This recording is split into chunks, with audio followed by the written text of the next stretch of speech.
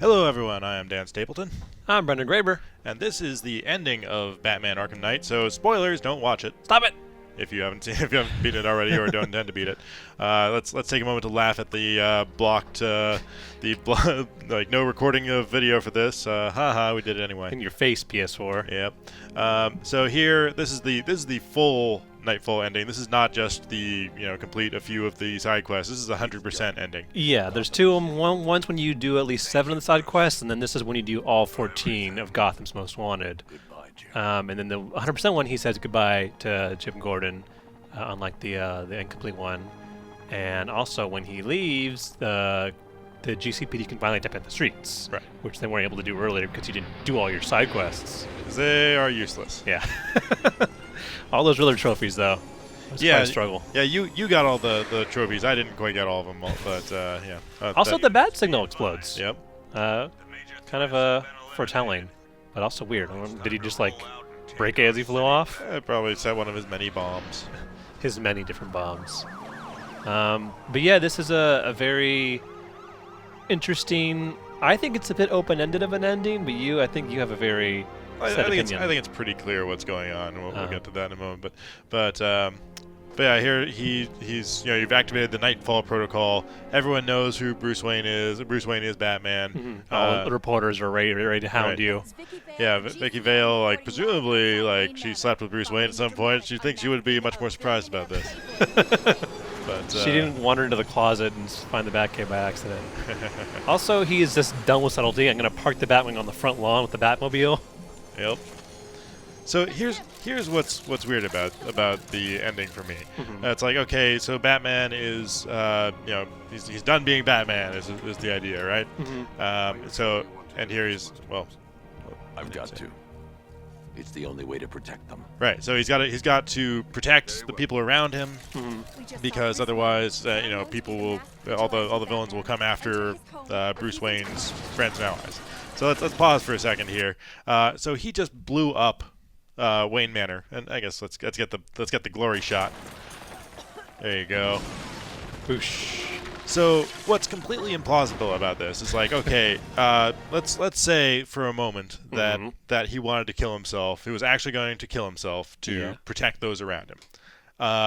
He probably wouldn't blow up Alfred too, because he just said he's trying to protect Alfred. He's protecting Alfred by killing him. Yeah. So why would they do that? They should have made it at least in Dark Knight Rises, he went off on his own to fake his death, right? True. I think the thing is he wanted to make it look like an accident or like a hit, like someone had attacked them, and he knew that if people even thought he might still be alive, they would go after Alfred to find out the truth. So to make Alfred disappear, he goes along with it.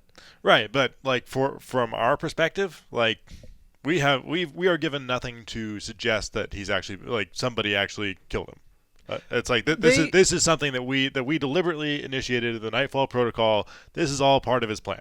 Yeah, but I mean, to the others, to people like Jim Gordon, they think that someone killed him, that someone bombed the house. Right, but the ending is not ambiguous because we know he wouldn't kill Alfred. So it might fool other people, but it absolutely doesn't fool us. So that to me is the weird part. I see. And so the 100% ending, you also get this little epilogue after, where Jim gives a nice monologue about how life is like after Batman.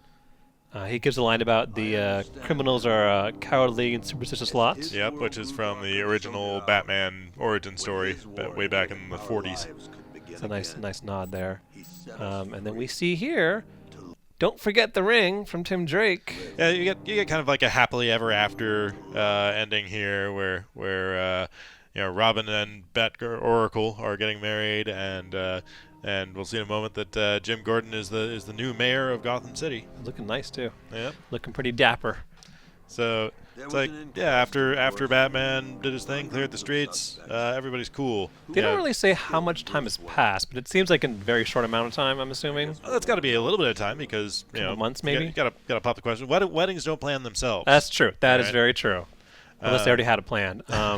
And now we see the new Wayne family. Yeah, or the analog to the Wayne family. Yeah. Yeah, and this is in some way like, it kind of sets up a cycle of like, oh, Batman did his thing, then he left, but now history is repeating itself. Yeah. And it's like we will always need a Batman kind of thing. Yeah, it's like who's going to save this family, Bruce Wayne's family, after in a post-Batman world, if this were to happen again. Which I thought this is a kind of funny scene. When they oh wait, no, sorry. not yet when they go and reach for the her pearl necklace and just destroy the whole thing. Yeah, and that's callback to classic villainy 101. When you want to take it a little bit easier so you can actually sell it to a fence. Yeah, but that's a callback to many different retellings of the Wayne family murder. But yeah, so here, like, they get, This hey, is the heads big up. kicker, is in a post-Batman world, there's still someone watching over these criminals. And then, they're saying, oh, yeah, the Batman's dead, we don't care anymore, you're just some chump, blah, blah, blah. But then they start doing this weird thing. It's like Batman doesn't usually do that. Whoa! So let's back that up and take another... Back that bat up. Right. So, This is the Arkham universe that Rocksteady has created is not devoid of supernatural things. Mm-hmm. In fact, it has quite a few of them. Yep.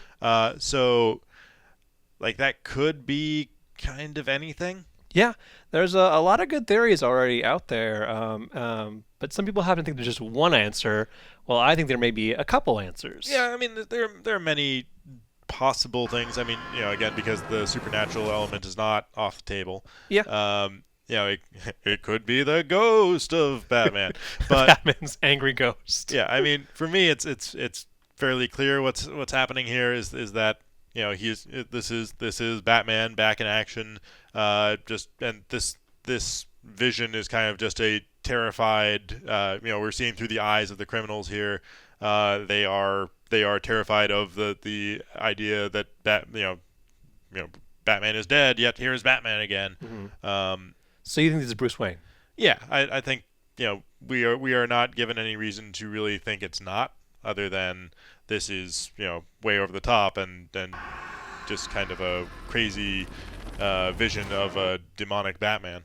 So here are a couple of my interesting points to make. First is this thing right here is very reminiscent of the Scarecrow's fear toxin. Right. The whole like world exploding, things on fire, things appearing giant. People, of course, the screaming is a kind of like a callback to the very intro of the game where the police officer freaks out. And like Batman probably isn't tearing the streets around. Yeah, I don't him think apart. people kind of noticed early on, like, hey, that whole city block just went down in flames and bats. So slight overreaction to capturing two muggers, maybe. So I think that whoever this is has in their possession Scarecrow's fear toxin, and they are using it to combat criminals, which could be a number of people. One of those could be Jason Todd.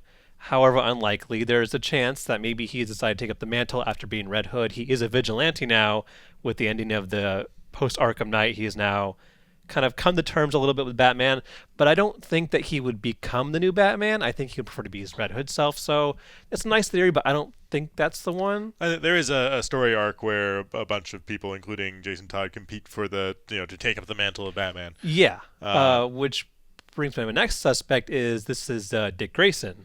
Because Tim Drake's getting married right now, so it can't be him. But another of the Robins had taken on the mantle in the comics for a while, and that was Dick Grayson. He became the Batman for a short while, and everyone thought Batman was dead. So this could be Dick Grayson somehow using fear toxin. He might have a sample, but that's also not Dick Grayson's style. Yep. So I don't think it might be him. It could also be Azrael. Yep. He could have escaped GCPD lockup after you captured him and say, you know what, I'm going to be Batman anyway. I don't care. Batman didn't want me to be a Batman. I'm going to be Batman.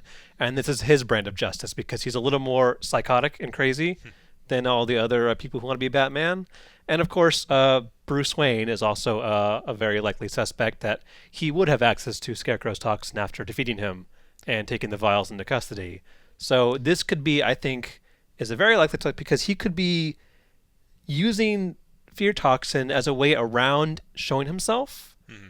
Because when he was Batman in his other combat, he had to get face to face and punch people, and they would be able to clearly tell this is a man. He's crazy and terrifying, but he is also a man.